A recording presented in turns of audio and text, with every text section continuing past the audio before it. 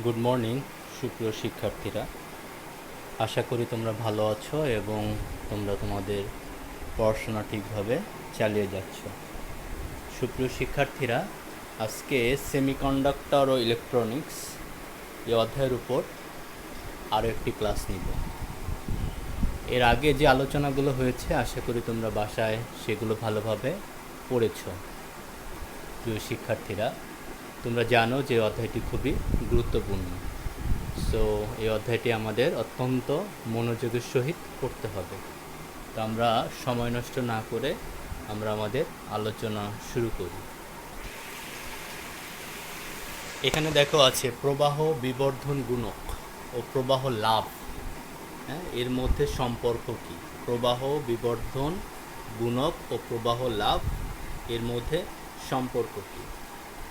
আচ্ছা, আমরা জানি যে প্রবাহ বিবর্ধক গুণক, হ্যাঁ, এর যে সমীকরণ, এই সমীকরণটি যদি জানি এবং প্রবাহ লাভ এর সমীকরণটি যদি জানি, তাহলে এই সম্পর্কটি আমরা সহজেই বের করতে পারব। আমরা ট্রানজিস্টরের ক্ষেত্রে আমরা কি জানি যে ইনপুটে অর্থাৎ ইমিটরে যে তড়িৎ প্রবাহিত হয় বা ইমিটর থেকে ইলেকট্রনগুলো বেজের মধ্য দিয়ে কালেক্টরে আসে। ইমিটর থেকে বা নিঃসারক থেকে ইলেকট্রনগুলো যখন বেজে আসে, তখন এই ইমিটরের এই ইলেকট্রনের জন্য যে প্রবাহ সৃষ্টি হয় সেটা হলো ইমিটর প্রবাহ বা নিঃসারক প্রবাহ। এই নিঃসারক প্রবাহকে কী দিয়ে প্রকাশ করা হয়? আইই। তো ইলেকট্রনগুলো যখন পিঠের বা বেজের ভিতর দিয়ে যায়, তখন বেজে থাকা কিছু হোলের সাথে ইলেকট্রনগুলো মিলিত হয়। তো এক্ষেত্রে বেজ খুব হালকা থাকে। তো এই কারণে যে ইলেকট্রনগুলো অর্থাৎ প্রায় 5%-এর মতো ইলেকট্রন সেটা সংগ্রাহকে যেতে পারে না, বেজে থেকে যায়। তো সেই কারণে বেজে যে ইলেকট্রনগুলো থাকে তাদের কারণে যে তড়িৎ প্রবাহ সৃষ্টি হয় সেটা হলো বেজ প্রবাহ আইবি। আর কালেক্টরে যে ইলেকট্রনগুলো যায় তাদের জন্য যে প্রবাহ সৃষ্টি হয় সেটা হলো আইসি। এই বেজ প্রবাহ এবং কালেক্টর প্রবাহ মিলে হলো ইমিটর প্রবাহ বা সংগ্রাহক প্রবাহ। তো আমরা জানি যে IE equal to IB plus IC. এটাকে আমরা ডেল্টা দিয়েও লিখতে পারি, delta I E equal to delta IB delta I C. এখানে সেটি লেখা হয়েছে যে আমরা জানি আই সমান সমান আইবি প্লাস আইসি বা delta I equal to delta IB plus delta IC. আচ্ছা, এখন আমরা কি করতে পারি? উভয় পক্ষকে, তাই না, উভয় পক্ষকে ডেল্টা আইসি দ্বারা যদি ভাগ করি তাহলে এখানে কি হবে? এটা বাই ডেল্টা আইসি আর এটা বাই কি হবে? ডেল্টা আইসি ইকুয়াল, আর এটা ভাগ করলে কত হবে? 1, তাই না? তো উভয় পক্ষকে যদি ডেল্টা আইসি দ্বারা ভাগ করি তাহলে আমার কি আসে একটু দেখো। আচ্ছা, তার আগে এখানে আমরা কি করেছি? ডেল্টা আইবির মানটা একটু বের করে নিয়েছি। তার আগে দেখো যে বা delta I B equal to কী লেখা যায়? Delta I E minus delta I C. এখন বিটা ইকুয়াল টু কি? Delta I C by delta I B. আমরা এটা জানি যে বিটার যে সংজ্ঞা, সেই সংজ্ঞা থেকে আমরা এটা জানি। এখন আমরা এখানে ডেল্টা আই ই এর মান বসিয়ে দিলাম বা ডেল্টা আই বি এর মান বসিয়ে দিলাম, আমরা যেখানে মানটি বের করেছি, তাই না? ডেল্টা আই বি এর মান হতো। এখন উভয় পক্ষকে কী দিয়ে ভাগ করেছি? আমরা ডেল্টা আই ই দ্বারা ভাগ করেছি, ডেল্টা আই ই দ্বারা ভাগ করেছি। তাহলে কি হয়? এখানে হয় 1, তাই না? সমান সমান আমরা কি লিখতে পারি? উপরে থাকে delta I C by delta I E আর নিচে কি থাকে? 1 minus delta I C by delta I E. তো এই delta I C by delta I এটাকে বলে আলফা, প্রবাহ বিবর্ধন গুণক আলফা। তো যদি আমরা এখানে মানটি বসিয়ে দিই তাহলে কি হবে? বা বিটা ইকুয়াল টু কী হবে? উপরে হবে কি? আলফা আর নিচে হবে কি? 1 মাইনাস আলফা। ঠিক আছে, তোমরা বুঝতে পারছো? তাহলে এই লাইনের পরে আমরা কি লিখতে পারি? উপরে হবে আলফা আর এখানে হবে 1 মাইনাস আলফা। ঠিক আছে, তো এই বিটা এবং আলফা এর সমীকরণ যদি জানি তাহলে আমরা সহজেই এদের মধ্যে সম্পর্ক বের করতে পারবো। তাহলে বিটার সংজ্ঞাটা কি হবে, যে বেস প্রবাহের সাপেক্ষে বা পিট প্রবাহের সাপেক্ষে সংগ্রাহক প্রবাহের যে পরিবর্তন, তাই না, পিট প্রবাহের সাপেক্ষে সংগ্রাহক প্রবাহের যে পরিবর্তন সেটা হলো বিটা, বা বিটার আরেকটি নাম কি আছে এখানে, হ্যাঁ, বিটার আরেকটি নাম হলো প্রবাহ লাভ, আর একটা হলো প্রবাহ বিবর্ধক গুণক। সেটা কি, যে ইমিটর প্রবাহের সাপেক্ষে সংগ্রাহক প্রবাহের যে পরিবর্তন সেটা হলো প্রবাহ বিবর্ধন গুণক। তাহলে আমরা এখানে মান বসিয়ে দিলাম যে আলফা ইকুয়াল টু আমরা জানি এটা বা এত, এই সমীকরণ থেকে আমরা লিখতে পারি আর আর গুণ করলে এটা, এটি হলো সম্পর্ক প্রবাহ বিবর্ধন গুণক এবং প্রবাহ লাভের মধ্যে সম্পর্ক। তাহলে আমি আবারও বলছি যে প্রবাহ বিবর্ধন গুণক কাকে বলে যদি সংজ্ঞা আসে, অর্থাৎ এটা এই প্রবাহ বিবর্ধন গুণক কাকে বলে, যে ইমিটর বা নিঃসারক প্রবাহের সাপেক্ষে সংগ্রাহক প্রবাহের যে পরিবর্তন সেটা হলো প্রবাহ বিবর্ধন গুণক।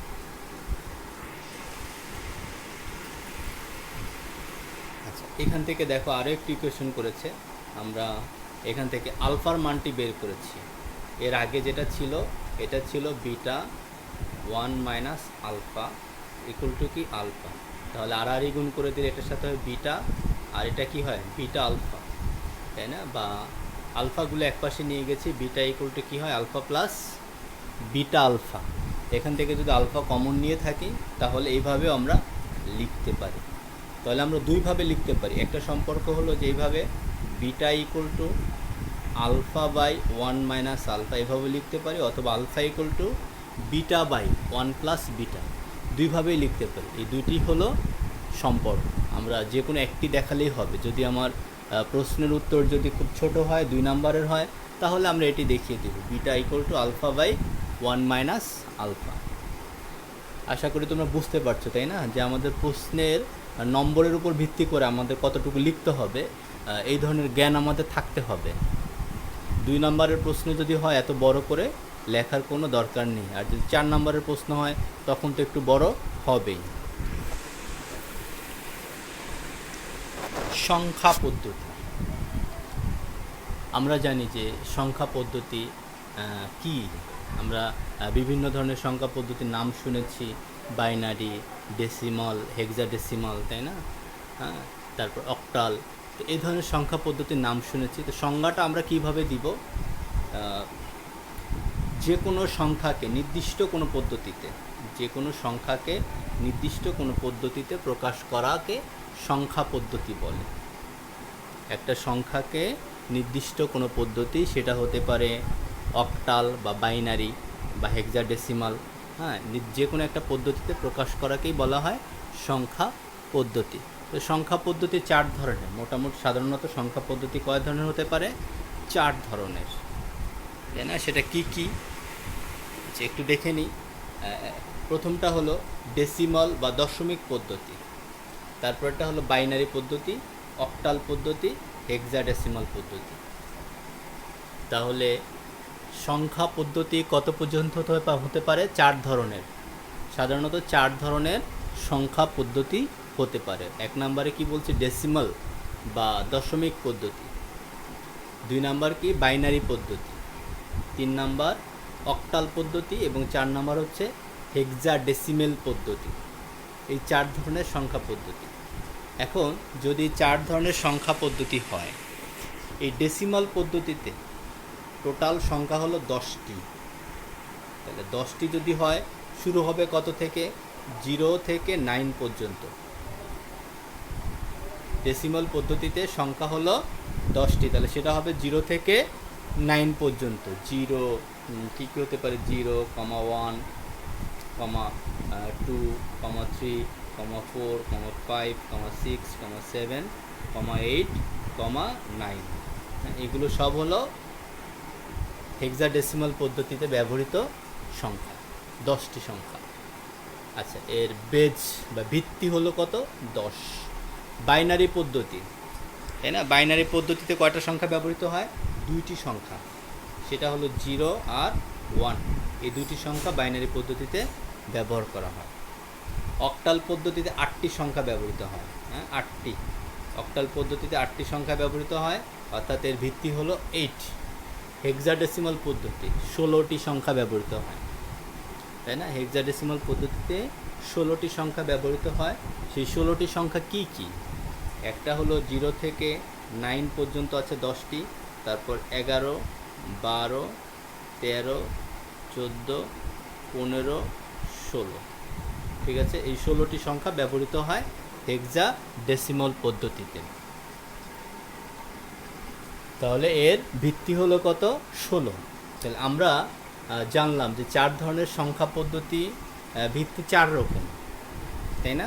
এবং 4 ধরনের সংখ্যা পদ্ধতিতে যে এক একটাতে এক এক রকম সংখ্যা ব্যবহার করা হয়। ঠিক আছে, তো আমরা এই সংখ্যা পদ্ধতি নিয়ে আলোচনা করব। প্রথমে আসি যে ডেসিমেল বা দশমিক পদ্ধতি। কোনো নম্বর পদ্ধতির বেস হলো ওই নম্বর পদ্ধতির মোট ডিজিট সংখ্যা। কোনো নম্বর পদ্ধতির বেস হলো ওই নম্বর পদ্ধতির মোট ডিজিট সংখ্যা। তাহলে এই পদ্ধতিতে ডিজিট হলো 10টি, তাই এর বেস কত? 10। সেটা কত থেকে? 0 থেকে 9 পর্যন্ত। হ্যাঁ, এই 10টি ডিজিট ব্যবহার করা হয়, তাই এর বেস হলো কত? 10।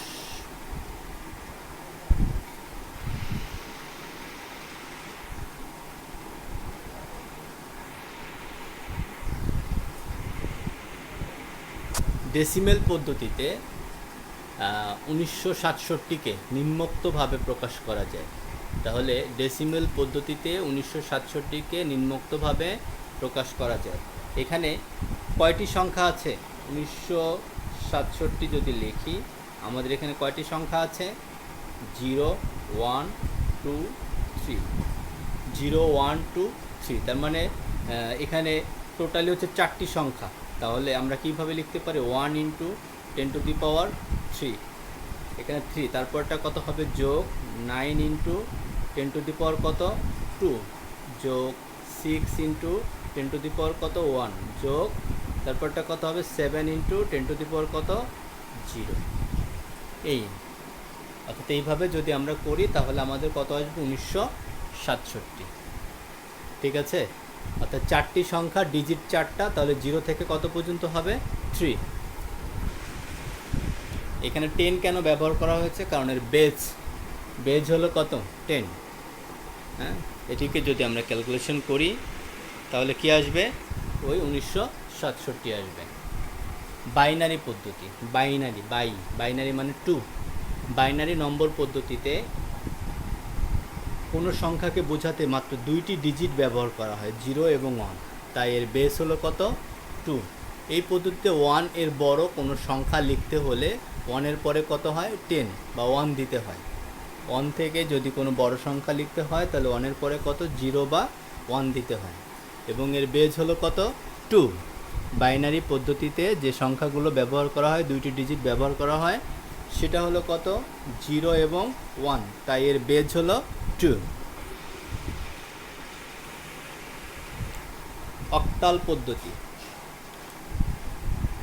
অক্টাল মানে 8, তাই না? অক্টাল মানে 8। অক্টাল পদ্ধতিতে বেজ হলো 8, কারণ এখানে 8টি ডিজিট ব্যবহার করা হয়। সেই ডিজিটগুলো কত কত? 0 থেকে 7 পর্যন্ত, অর্থাৎ 0 to কত? 7। হ্যাঁ, এখানে 8টি ডিজিট রয়েছে। এরা ডেসিমেল পদ্ধতির মতোই একই ভৌত অর্থ বহন করে। ডেসিমেল পদ্ধতিতে ছিল 10টি ডিজিট, আর এখানে হচ্ছে কয়টি ডিজিট? 8টি ডিজিট। এরা ডেসিমেল পদ্ধতির মতোই একই ভৌত অর্থ বহন করে।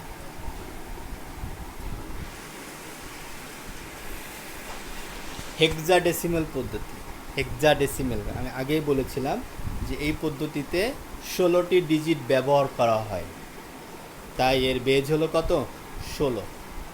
তাই এর বেজ হলো 16। আচ্ছা, এখানে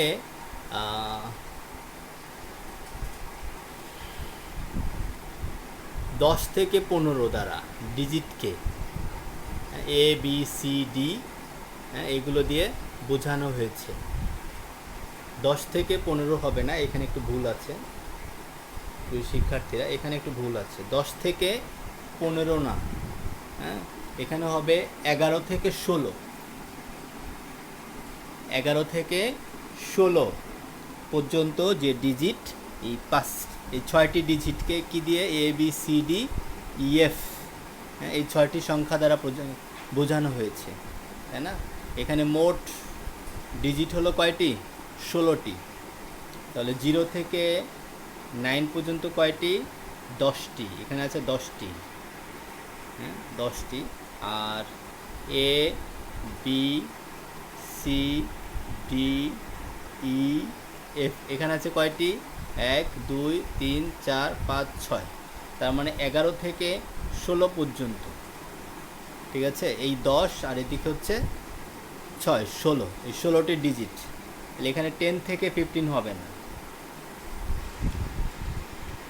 তাহলে হেক্সাডেসিমাল পদ্ধতিতে মোট কয়টি সংখ্যা ব্যবহার করা হয়?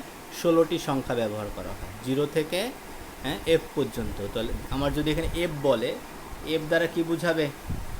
এফ মানে কি বলেন তো? এফ মানে কত? 16। এফ মানে 16,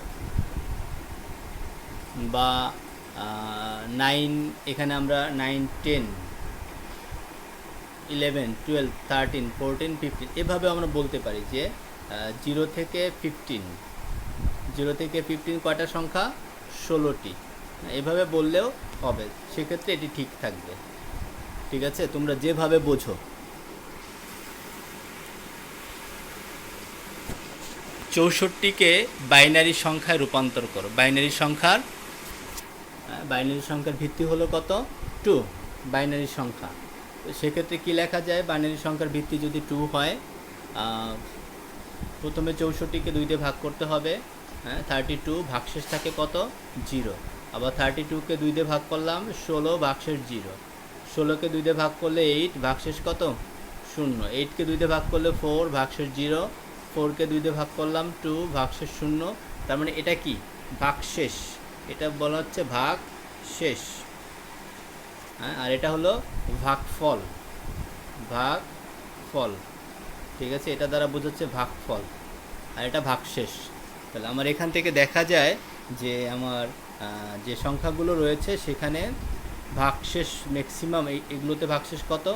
0, আর এটা হলো ভাগ শেষ কত? এখানে 1। তাহলে আমার এখানে কি হবে সংখ্যাটি?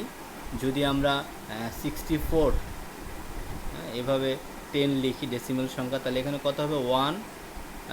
এখানে কয়টা শূন্য আছে? 6টা।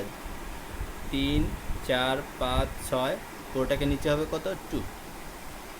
এতকে যদি আমি বাইনারি সংখ্যায় রূপান্তর করি,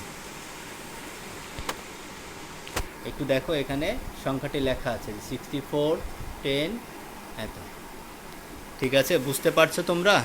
এবং তোমাদের যে আইসিটি নামে একটি সাবজেক্ট আছে, আমরা জানি যে সেই সাবজেক্টে তোমরা এই ধরনের অঙ্কগুলো খুব ভালো করেছো। সো তোমাদের সংখ্যা পদ্ধতি সম্পর্কে ধারণা তোমরা অনেক আগে থেকেই পেয়েছো। তো আশা করি এই অঙ্কগুলো তোমাদের কাছে অতটা কঠিন মনে হবে না। তো প্রিয় শিক্ষার্থীরা, আমাদের আলোচনা আজকে এই পর্যন্ত থাকবে।